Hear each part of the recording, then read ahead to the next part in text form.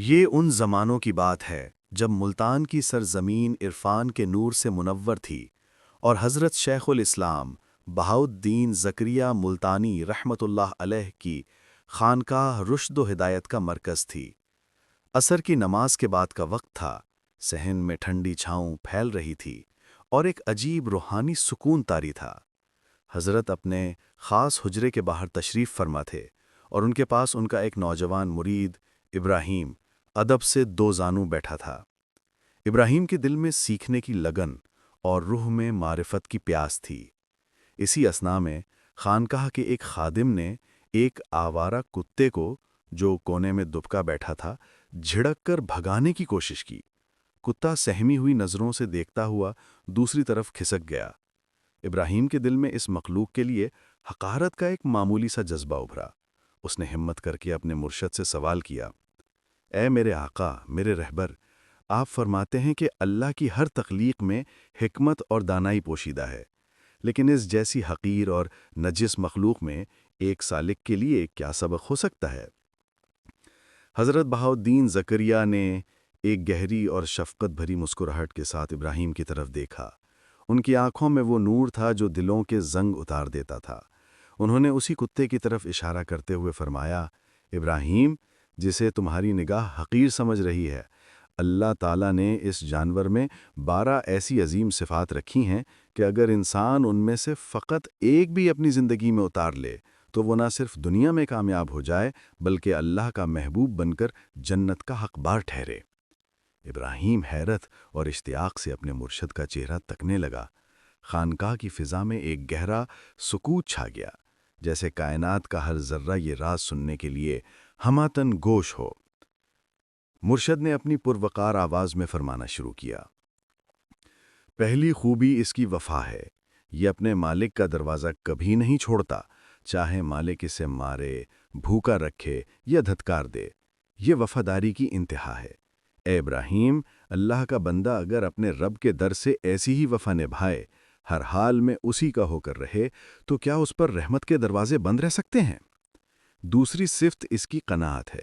اسے جو سوکھی روٹی یا بچا کچا ٹکڑا مل جائے، یہ اسی پر شکر کر کے بیٹھ جاتا ہے۔ یہ محلوں اور خزانوں کی ہوس نہیں کرتا۔ یہ صفت اگر انسان میں آ جائے تو حرص اور حسد کی آگ سے ہمیشہ کے لیے نجات مل جائے۔ تیسری خوبی اس کی شب بیداری ہے۔ رات کو جب ساری مخلوق غفلت کی نیند سوتی ہے تو یہ جاگتا ہے اور اپنے مالک کے گھر کی پاسبانی کرتا ہے۔ یہی تو ایک درویش کا شیوا ہے کہ جب دنیا سوئے تو وہ اپنے رب کی یاد میں جاگے اور اپنے دل کی نگہبانی کرے۔ چوتھی خوبی یہ ہے کہ وہ کوئی ورثہ نہیں چھوڑتا۔ جب یہ دنیا سے جاتا ہے تو اپنے پیچھے کوئی جائیداد، کوئی مال و اسباب نہیں چھوڑتا۔ یہ حقیقی فقر کی نشانی ہے۔ دنیا میں ایسے رہو جیسے مسافر، جس کا دل منزل پر اٹکا ہو، سامان پر نہیں۔ پانچویں خوبی اس کا درگزر کرنا ہے۔ تم اسے پتھر مارو لیکن ذرا سی محبت اور ایک روٹی کا ٹکڑا دکھاؤ تو یہ سب کچھ بھول کر دم ہلاتا ہوا تمہارے پاس لوٹ آئے گا۔ اس کے دل میں کینہ اور بغض نہیں ٹھہرتا۔ اللہ کو بھی وہی دل پسند ہے جو معاف کرنے میں جلدی کرے۔ چھٹی صفت اس کی عاجزی اور انکساری ہے۔ وہ ہمیشہ سب سے نیچی اور حقیر جگہ پر بیٹھنے پر راضی رہتا ہے۔ وہ کبھی اونچی مسند کا طلبگار نہیں ہوتا۔ جس نے اپنے نفس کو یوں جھکانا سیکھ لیا، اللہ اسے بلندی عطا کرتا ہے۔ ابراہیم کی آنکھیں نم ہو رہی تھیں۔ اسے لگ رہا تھا جیسے آج اس پر معرفت کے وہ دروازے کھل رہے ہیں جو کتابوں میں نہیں ملتے۔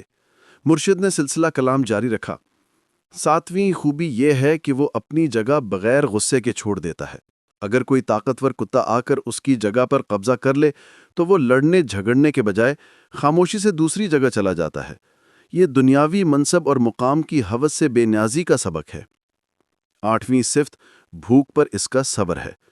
وہ بھوک کو شدت سے برداشت کرتا ہے، مگر کسی کے آگے دستے سوال دراز نہیں کرتا جب تک کہ اس کا مالک خود نہ دے دے۔ یہ تو توکل اور صبر کی وہ منزل ہے جہاں پہنچ کر بندہ اللہ کی رضا پر راضی ہو جاتا ہے۔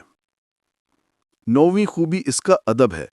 جب اس کا مالک کھانا کھا رہا ہو تو وہ حسرت بھری نگاہوں سے دور سے دیکھتا ہے، مگر کھانے پر جھپٹتا نہیں۔ وہ جانتا ہے کہ جو اس کے نصیب میں ہے وہ اسے مل کر رہے گا۔ یہ رزق پر یقین اور ادب کی نشانی ہے۔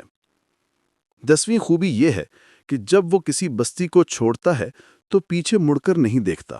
یہ اس بات کی علامت ہے کہ سالک جب روحانی سفر پر نکلتا ہے تو دنیا اور اس کی گزری ہوئی لذتوں کو پیچھے چھوڑ دیتا ہے۔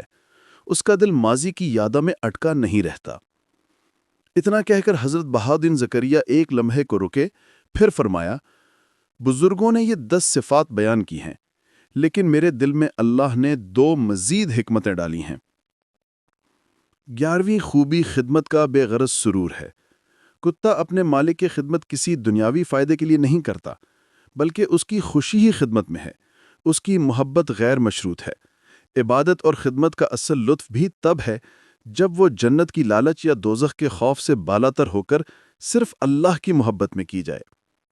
اور 12ویں اور آخری خوبی اہل اللہ کی پہچان ہے۔ کہتے ہیں کہ اس جانور میں اللہ کے دوستوں کو پہچاننے کی ایک خاص حس ہوتی ہے۔ یہ ان کی صحبت میں سکون محسوس کرتا ہے۔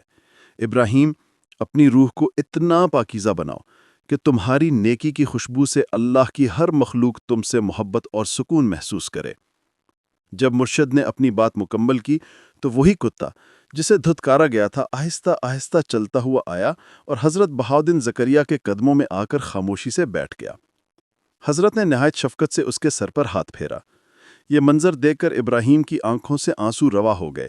اس نے اپنے مرشد کے ہاتھوں کو بوسہ دیا اور اس کا دل گواہی دے رہا تھا کہ حکمت صرف لفظوں اور کتابوں میں نہیں بلکہ کائنات کے ذرے ذرے میں بکھری پڑی ہے، بشرطیے کہ دیکھنے والی آنکھ اور سمجھنے والا دل ہو۔